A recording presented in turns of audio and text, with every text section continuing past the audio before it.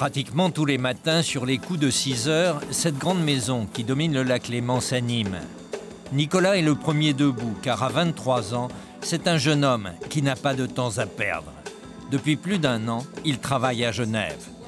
Sa spécialité, c'est l'analyse financière. Il conseille la clientèle d'une banque. Tu regardes ça tous les matins, les informations boursières? Pas tous les matins, pratiquement juste 5 minutes en me réveillant. Pour voir si j'ai raté la clôture de New York, je regarde la clôture de New York. Et je regarde un petit peu ce qui s'est passé en Asie.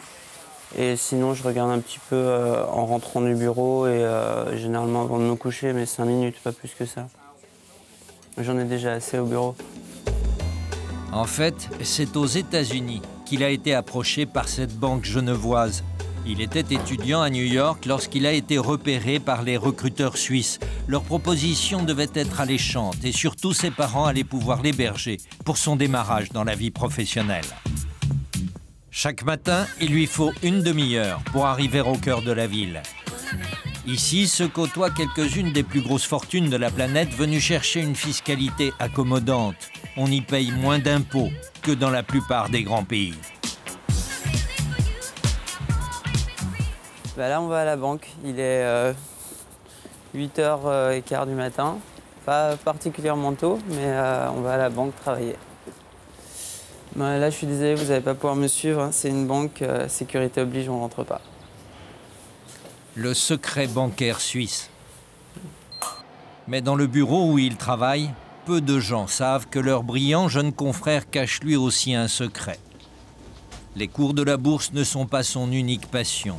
Presque tous les jours, en même temps que son quotidien financier, il achète un journal automobile. Ouais, c'est vrai que bon, Auto Hebdo, c'est quand même un peu plus sympa que le Financial Times. Hein. Il y a plus de photos, je préfère. Car Nicolas a un rêve qu'il nourrit en secret. Mon rêve, c'est de faire de la Formule 1.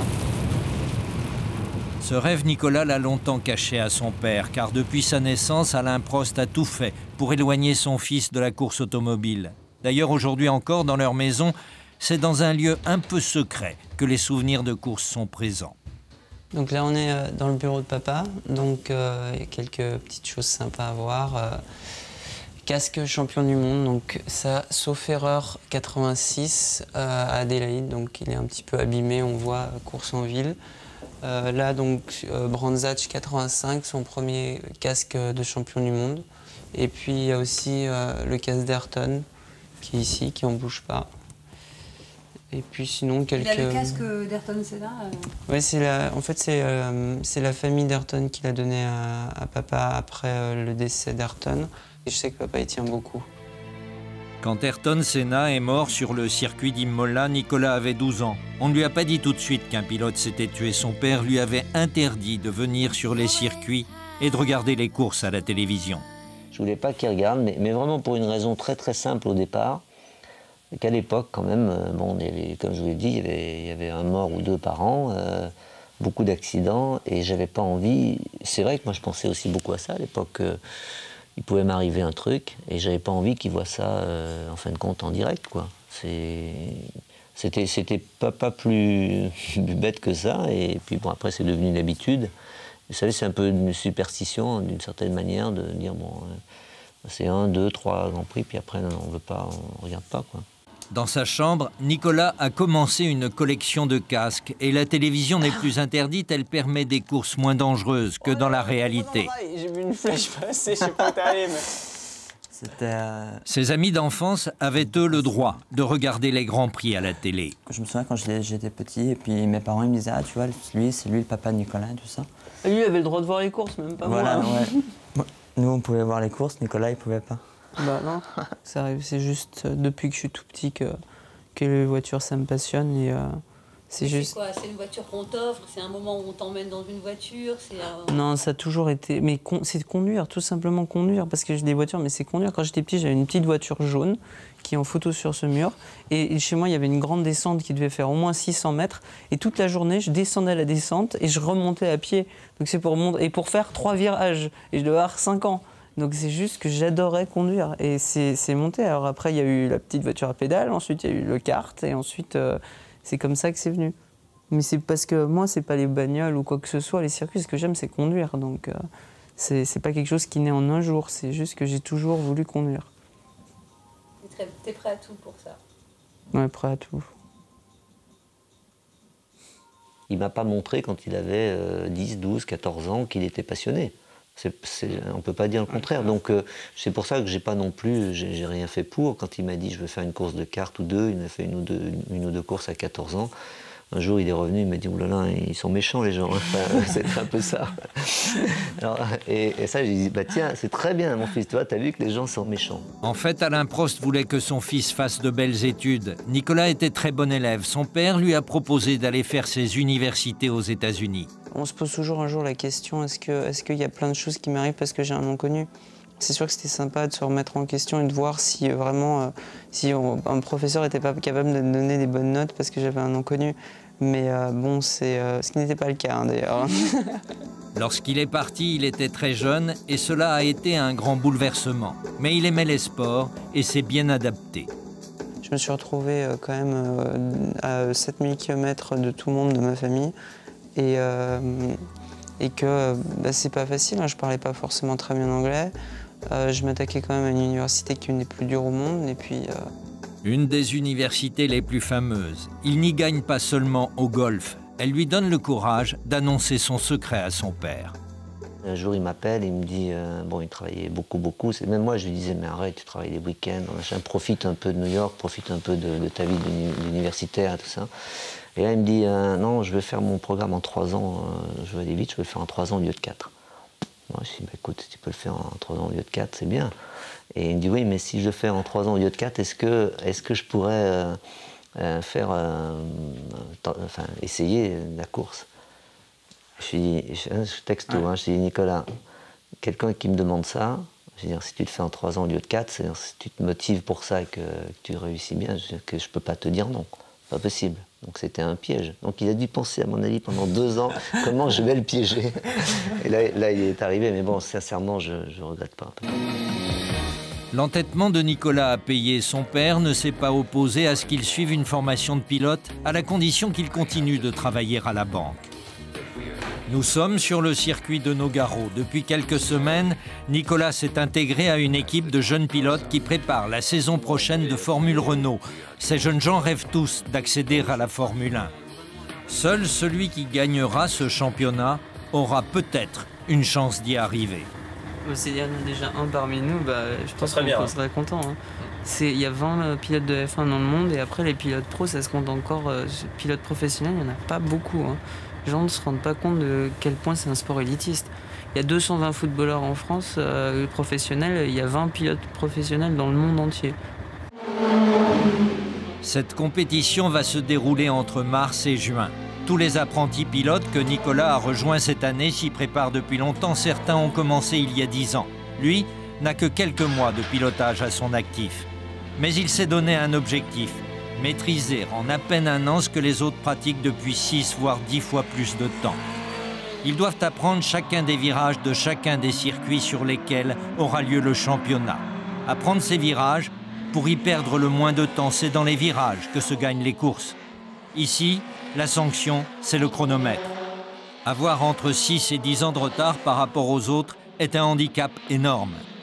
Nicolas n'a pas reçu la même éducation que nous au niveau du sport auto. Il est arrivé un tout petit peu plus tard, en tout cas aux manettes, aux commandes.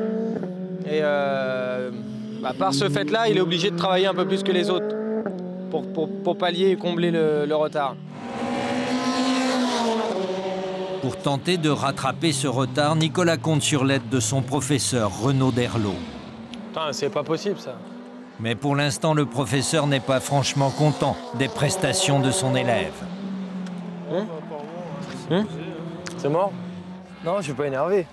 Je suis pas énervé. Mais c'est le moment on travaille toute la journée pour ce moment-là. Donc c'est sûr que là, on est à l'affût du chrono. C'est le résultat de notre travail. Donc, On a beau être le fils d'un ancien champion du monde, on ne devient pas un roi du pilotage par un coup de baguette magique. Pour l'instant, Nicolas est loin des performances des meilleurs. Il y a 4 dixièmes d'écart. Et ça sera comme ça le jour de la course. Hein. Tu sais, il y a beaucoup de circuits où c'est dans le premier tour. Hein. Tu vas au Val de Vienne, premier tour. Donc là, c'est pas une question de vitesse, c'est une question de timing. T'as pas exploité la voiture quand il fallait. Ouais. Il a eu trop souvent des gens autour de lui qui ont toujours été dans son sens à lui, parce que c'est Nicolas Prost, parce que c'est Prost, parce que c'est... À un moment donné, il faut lui dire non, ça c'est ce que tu dis, c'est une bêtise. Essaye ça. Après, si j'ai tort, mais essaye déjà. T'as eu la grosse tête, Nicolas? Ah non, ça je pense Jamais. vraiment pas. Je pense vraiment jamais que j'ai eu la grosse tête. Par contre, j'ai peut-être pas été, on m'a peut-être pas assez mis de coups de pied au cul comme on montait au ski par exemple, peut-être. C'est pas, mais jamais, je pense que j'ai jamais eu la grosse tête honnêtement. Moi, je suis assez d'accord avec ça. Oui. C'est pas le problème d'avoir la grosse tête, c'est le problème de pas... Parce que c'est le fils de quelqu'un qui est 4 fois champion du monde de F1. J'ai l'impression que beaucoup de gens se disent bah, lui, il n'a pas besoin de cours, quoi. Il n'a pas besoin d'être éduqué, il n'a pas besoin de... Alors que tout le monde a besoin, fils d'eux ou pas. Le fils d'eux, ce n'est pas toujours facile d'avoir cette étiquette. Quand les bruits des moteurs s'arrêtent pour le déjeuner, c'est presque tout le temps de son père que l'on parle à Nicolas. Tu es trop jeune pour bien juger, pour bien interpréter le duel de ton père et de Senna. Et ça, c'est les plus belles années de la F1 quand même. Tous les gens, les jeunes pilotes autour de Nico sont des jeunes qui ont été aspirés par la F1, donc par Prost, donc par Senna et les autres. Donc c'est sûr que quand tu as toi vécu des courses à la télévision, tu as un garçon à côté de toi comme Nicolas qui lui connaît les subtilités, c'est sûr que bah, naturellement dans la discussion on demande mais là, ce jour-là, qu'est-ce qui s'est passé réellement? Devenir pilote a un prix. Pour une journée d'essai, il faut une infrastructure impressionnante. Pneus, voitures, des bijoux de technologie. Coach, mécanicien, informaticien. Chaque élève débourse entre 150 000 et 450 000 euros pour une année. Des sommes astronomiques pour lesquelles, chacun de leur côté, ils essayent de trouver des sponsors. C'est peut-être là où être le fils de présente quelques avantages.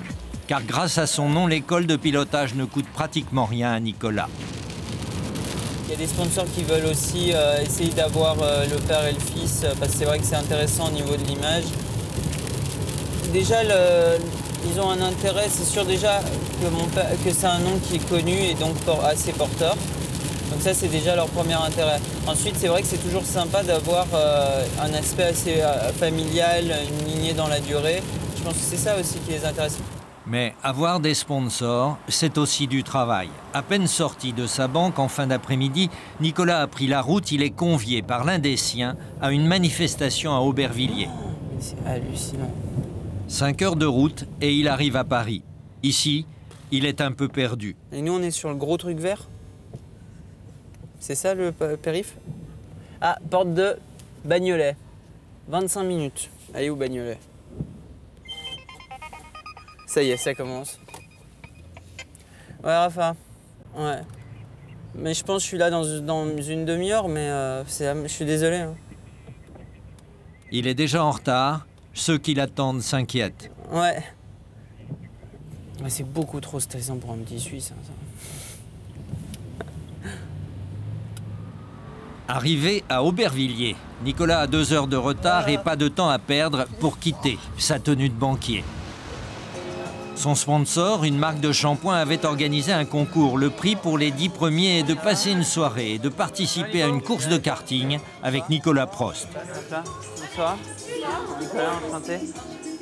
Revers de la médaille du sponsoring, la marque de shampoing finance une partie de ses cours de pilotage. En échange, Nicolas participe à ses opérations promotionnelles. Je crois que vous êtes là en même temps pour vous amuser. Et après la course, on ira dîner tous ensemble et comme ça, on pourra évoquer un petit peu plus quelques anecdotes. Des sponsors surtout qui parient sur le futur de Nicolas, qui pensent qu'il a des chances de réussir dans son pari à lui, devenir l'égal de son père. On était bien entendu sensible à ce nom, mais surtout à sa démarche et à son courage. Et enfin, il est gonflé d'avoir choisi la même voie que son père.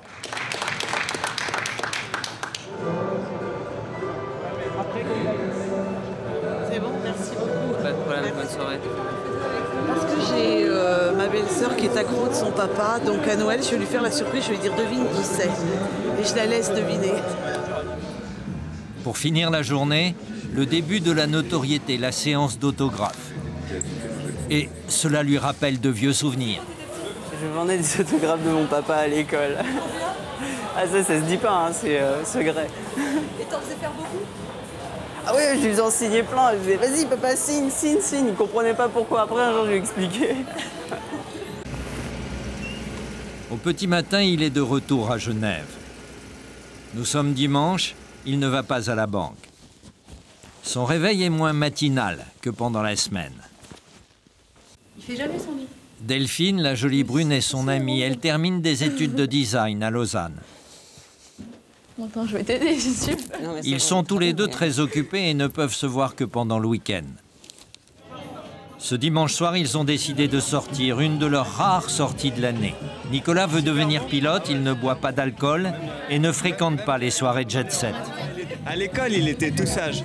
Jean-Yves est un de ses copains de classe. Avec Jean-Yves, on faisait des caisses à savon. Enfin, lui, il les construisait et moi, je les peignais. Et je peignais les pavés de chez lui en même temps. C'est les voitures sans moteur dans les pentes. Il faut la construire soi-même. Et puis après, c'est des courses, on se jette dans la pente. Et puis, comme c'est hyper artisanal, niveau frein, direction. Puis en général, c'est pas sur des circuits, donc niveau sécurité, c'est des arbres et des barrières autour. Mais ça marche assez bien.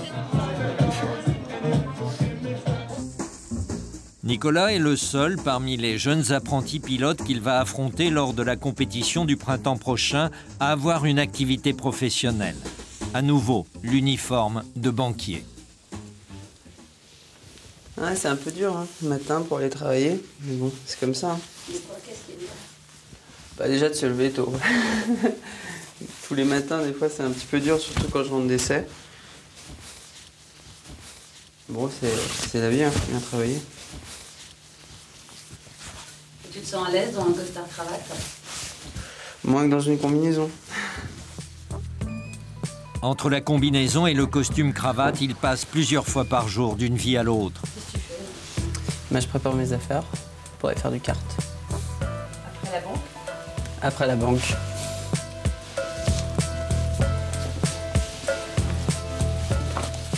T'as pas l'impression d'avoir une double vie des fois, Nicolas? Si, un peu. Et ça dépend des périodes. Plus je roule, plus j'ai l'impression d'avoir une double vie. Mais c'est comme ça. Hein. Avec la course automobile et la banque, son emploi du temps est millimétré. Il ne peut pas se permettre de perdre une minute. Voilà, exactement. Mais tu dis que tu as quand même 20 000 de marge là sur l'autre, d'accord? Ok. Regarde un peu, la bourse elle baisse un peu, donc ouais, tu laisses un petit peu de marge quand même. Sur les États-Unis à 20 000 et sur les euros, il doit y avoir 16 000. Tu rajoutes ça aux sommes, je te les ai mis dans le fichier que je t'ai laissé. Il y a un moment où ça pourrait quand même un peu être comme... Pas dans le court terme, mais dans le plus long terme, c'est sûr que tu peux pas continuer à faire les deux. Enfin, ça dépend ce que tu vises, mais si tu vises une vraie carrière, tu vois, dans la banque et tout, tu es obligé quand même à un moment de faire un choix. Mais bon, pour l'instant, j'ai un peu le temps.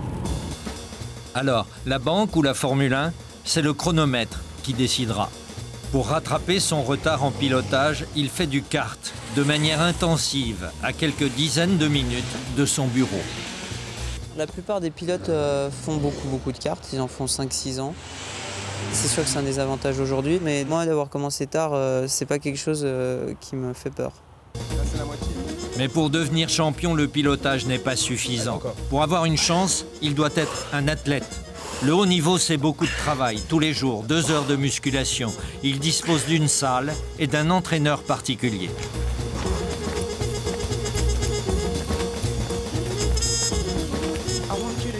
Alain Prost n'a pas abandonné la compétition automobile, il a seulement changé de terrain de jeu. À près de 50 ans, il est en train de devenir le meilleur pilote sur glace. Il participe en tous les cas à la compétition la plus relevée dans ce domaine. Ce jour-là, Nicolas a décidé d'accompagner son père pour une séance d'entraînement, l'occasion de découvrir que ce père attire toujours les regards admiratifs. Vous êtes contente de le voir? Ah oui, alors c'est sûr. Depuis le temps que j'en rêve. Tellement, mon mari est un fanat de Formule 1, donc à l'époque de Formule 1, toutes les Formule 1, télé.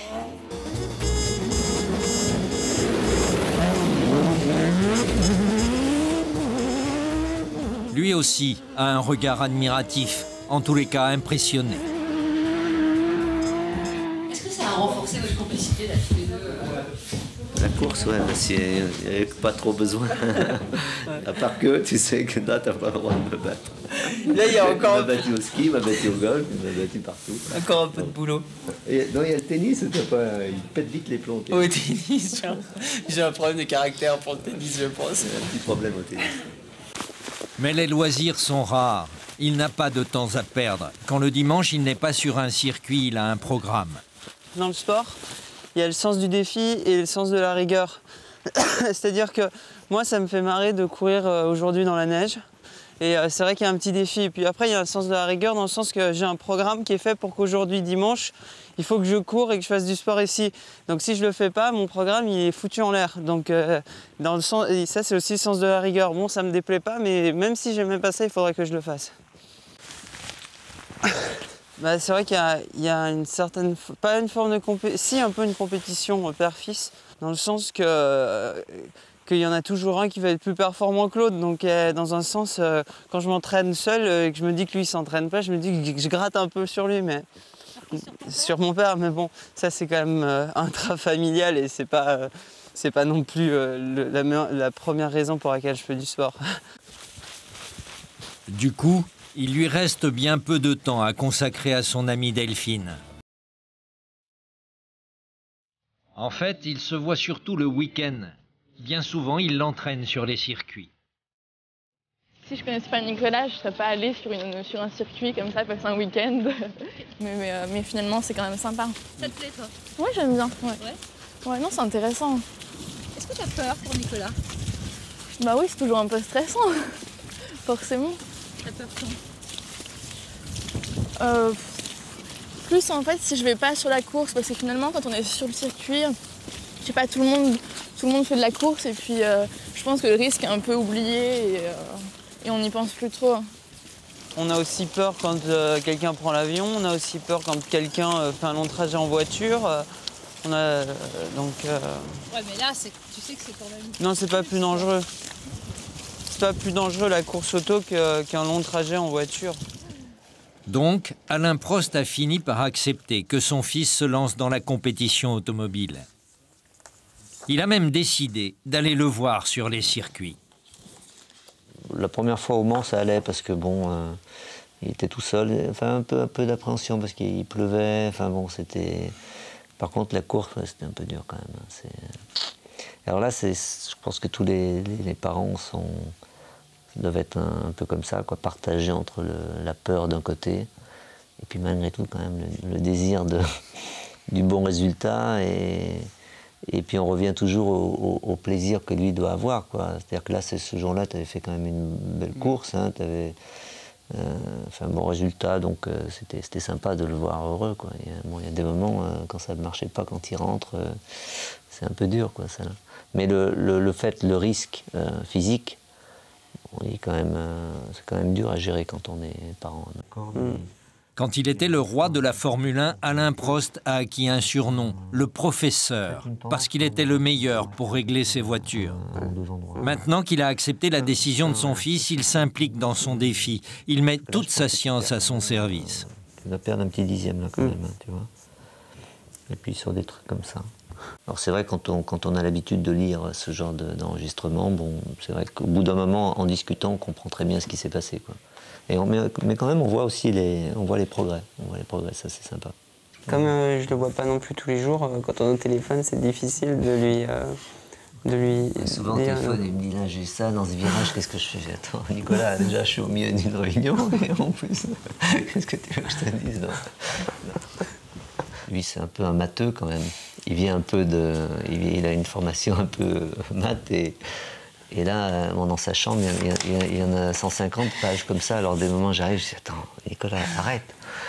Bon, c'est bien de suivre ça, mais il faut pas, c'est son livre de chevet ça. Des graphiques qui ne le quittent pas jusque dans son lit. En fait, les courbes et les virages des circuits, il y pense jour et nuit, même en dormant. On en parle la nuit. C'est vrai, tu rêves de course Ouais, c'est grave, hein. Et tu parles de quoi, alors? Bah, je sais pas, c'est pas moi qui sais. Il parle, je sais pas, de sous-virage. Dernière séance d'essai avant le début du championnat. Nous sommes à Lédenon, près de Nîmes. Alain est venu encourager Nicolas et surtout lui donner des conseils. J'ai fait des essais ici en F1, il y a 22 ans, à peu près. Ouais, c'était chaud en plus avec tous les cailloux et tout ça. Donc ça vous fait pas bizarre de revenir sur les pistes comme ça? Non, parce que ce qui est bien, c'est que ça fait tellement longtemps qu'on commence à oublier. Avant, on se rappelle de tout, maintenant, on commence à oublier. Donc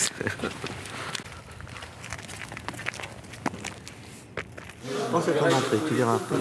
Braque un poil plus tôt sur les freins, emmène là, tu vas gagner du...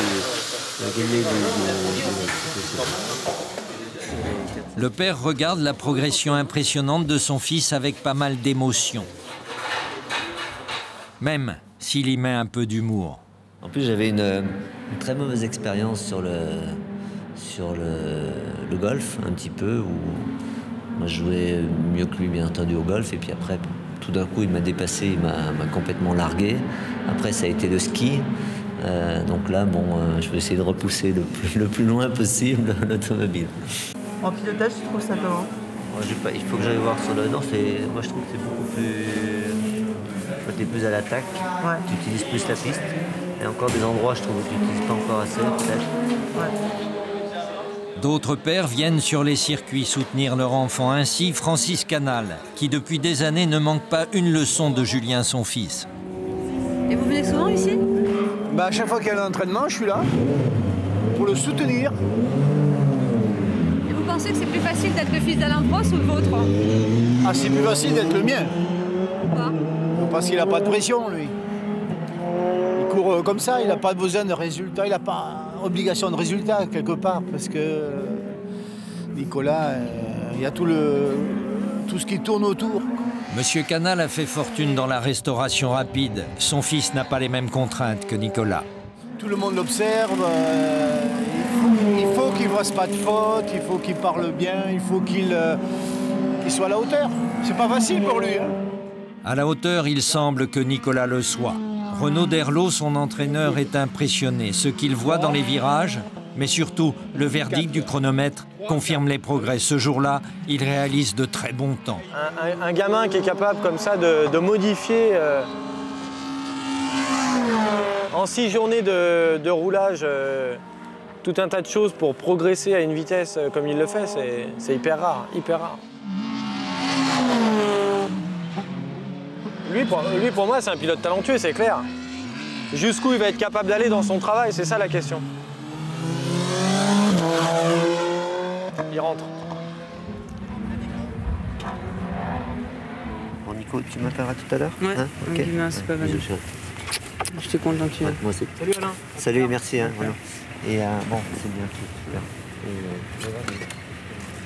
Vous savez, quand j'ai le plus peur, c'est quand il rentre des circuits et qu'il doit faire très souvent jusqu'à 2h, 3h du matin sur la route, retravailler parce qu'il retravaille le lendemain matin à 7h, 7h30.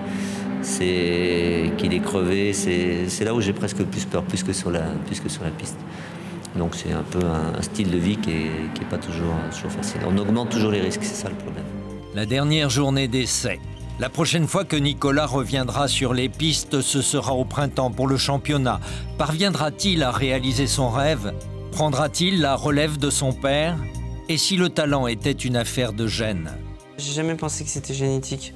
J'ai juste pensé que d'avoir grandi dedans, j'avais peut-être... Si c'était génétique, je ferais saillie et on signerait des contrats à tout le monde.